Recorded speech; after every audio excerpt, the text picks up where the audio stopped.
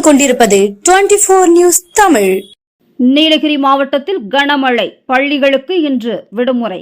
24 மணி நேரத்தில் நீலகிரி மாவட்டத்தில் 2023.2 மில்லிமீட்டர் மழை பதிவாகியுள்ளது. இதில் அதிகபட்சமாக அவலாஞ்சி பகுதியில் 372 மில்லிமீட்டர் மழை பதிவாகியுள்ளது.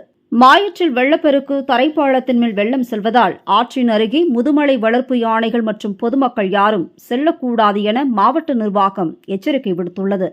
நீலகிரி மாவட்டம் கூடலூர் மற்றும் அதன் சுற்றுவட்டார பகுதிகளில் கடந்த 2 நாட்களாக இரவு பகலாக மழை பெய்து வருவதால் சிறு சிறு ஆறுகள் மற்றும் நீரோடைகளில் வெள்ளப்பெருக்கு ஏற்பட்டுள்ளது. அதேபோல் கூடலூரில் பெய்து வரும் மழை காரணமாக மாயாற்றில் இன்று வெள்ளப்பெருக்கு ஏற்பட்டுள்ளது.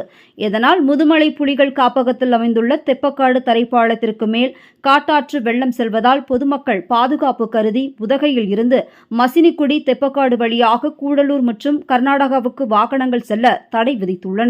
இதனால் போக்குவரத்து பாதிக்கப்பட்டுள்ளது.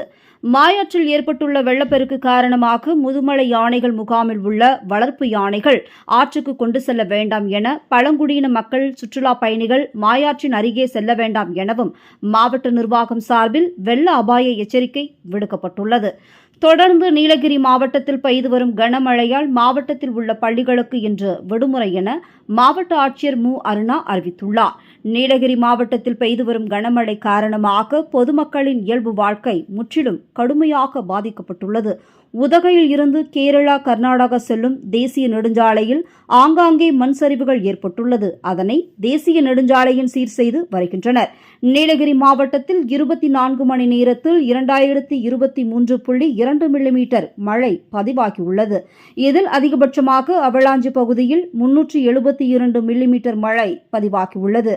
ஆவரேஜாக 69.77 மில்லிமீட்டர் மழை பதிவாகியுள்ளது குறிப்பிடத்தக்கது.